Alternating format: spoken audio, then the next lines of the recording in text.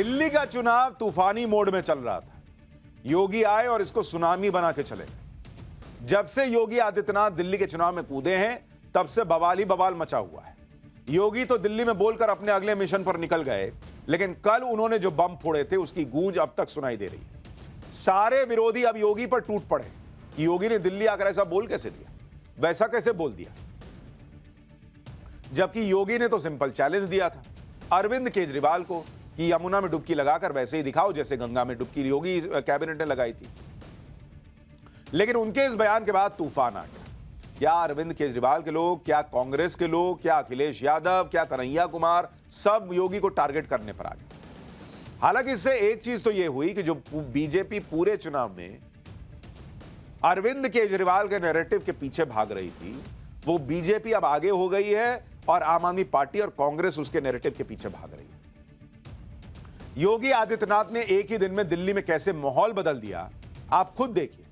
योगी के हमलों से आम आदमी पार्टी और कांग्रेस में खलबली मच गई। आम आदमी पार्टी तो खासकर योगी को घेरने की कोशिश कर रही है। योगी के बयानों पर केजरीवाल पलटवार कर रहे हैं। कांग्रेस भी योगी आदित्यनाथ के हमले का जवाब दे रही है। यानी एक ही दिन में योगी दिल्ली में सेंट्रल टॉकिंग पॉइंट बन गए और चर्चा बीजेपी के बातों की हो रही है।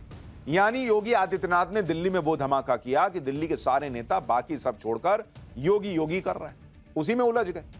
इसे कहते हैं असली चुनावी धमाका। जो काम बीजेपी अब तक दिल्ली में कर नहीं पा रही थी, वो काम योगी आदित्यनाथ ने कुछ घंटों में कर दिया। आपको दिखाता हूं योगी आदित्यनाथ के इसी धमाके की एक झलक। इस पर कैसे तूफान आया हुआ है उसकी एक झलक। फिर बताऊंगा कि योगी इफेक्ट से कैसे निपट रहे हैं अरविंद केजरीवाल और क्या अरविंद केजरीवाल की जान को खतरा पैदा हो गया है।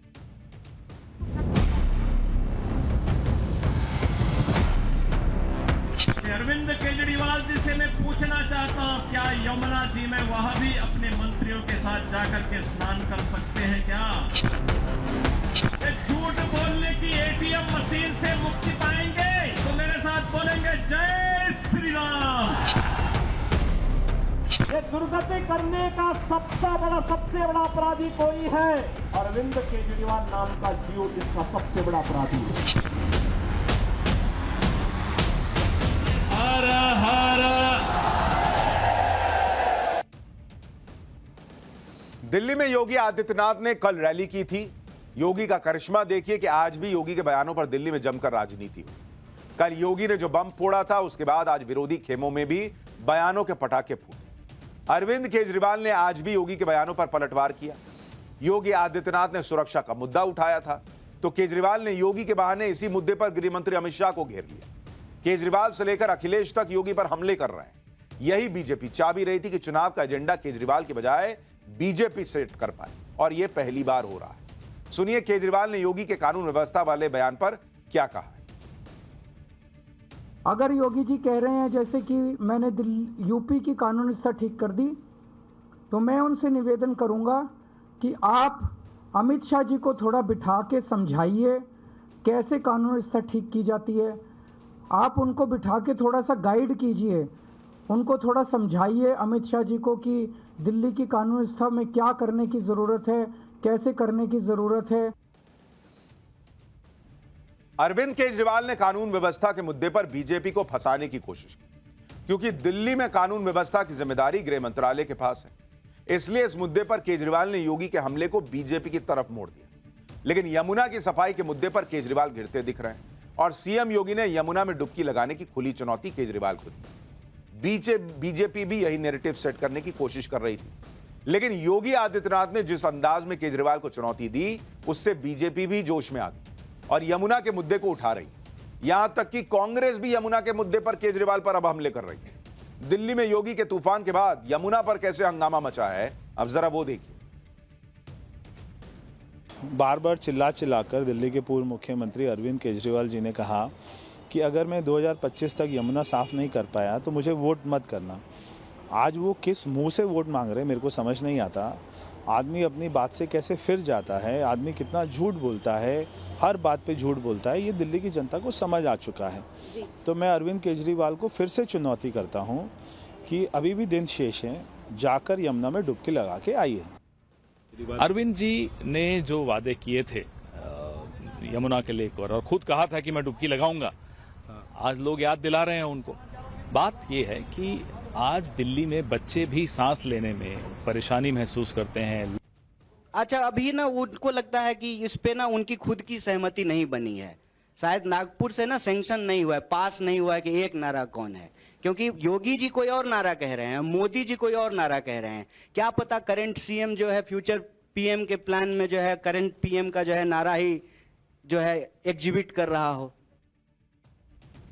योगी आदित्यनाथ ने यमुना की सफाई के मुद्दे पर केजरीवाल को फंसा दिया। ऐसे में केजरीवाल की मदद के लिए अखिलेश यादव सामने आए। योगी आदित्यनाथ की चुनौती पर केजरीवाल ने जवाब नहीं दिया, लेकिन अखिलेश यादव ने योगी आदित्यनाथ पर निशाना साधा। अखिलेश ने कहा कि दूसरों को चुनौती देने वाले योगी मथुरा और वृंदावन में यमुना में डुबकी लगाकर दिखाए। यमुना के मुद्दे पर केजरीवाल के सपोर्ट में अखिलेश कूद गए तो योगी की बाकी बातों का जवाब आम आदमी पार्टी ने दिया।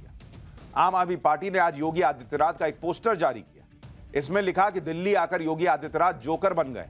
इसमें योगी मॉडल और केजरीवाल मॉडल की तुलना की गई। योगी पर पोस्टर जारी करने के साथ केजरीवाल ने आज बीजेपी पर एक के बाद एक कई हमले किए। आम आदमी पार्टी की रणनीति ही यही है कि एक बार में इतने अटैक कर दो कि सामने वाला कन्फ्यूजी आ जाए कि इसका जवाब देना है कि उसका, और किसका जवाब बाद में देना है।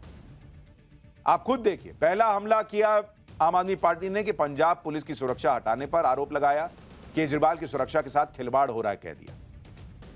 दूसरा हमला, बीजेपी वाले वोट खरीदने की कोशिश कर रहे हैं, सब जानकर भी चुनाव आयोग कुछ नहीं कर रहा।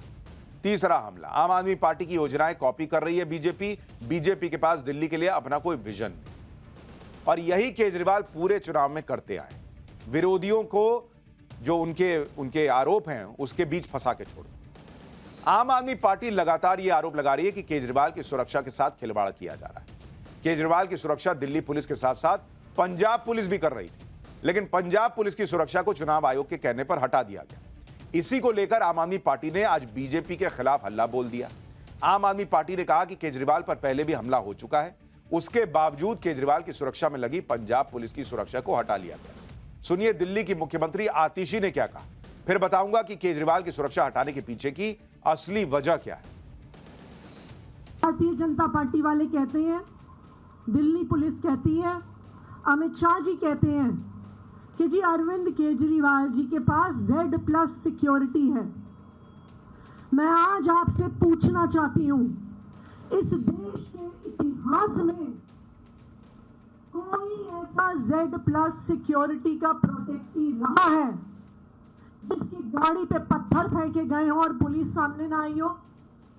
कोई ऐसा Z+ सिक्योरिटी का प्रोटेक्टी रहा है जिसपे कोई पदार्थ फेंक देता है, पुलिस वाले वहां पे खड़े होते हैं और वो उसे रोकते नहीं है? वो अब अरविंद केजरीवाल की टीम कह रही है केजरीवाल पे की जान को खतरा है, उनकी सिक्योरिटी पंजाब पुलिस वाली सिक्योरिटी हटा ली गई। बॉस, पहले तो केजरीवाल एंड उनकी टीम ये बताए कि अरविंद केजरीवाल तो राजनीति में ये बोलकर आए थे कि मैं तो सिक्योरिटी लूंगा ही नहीं।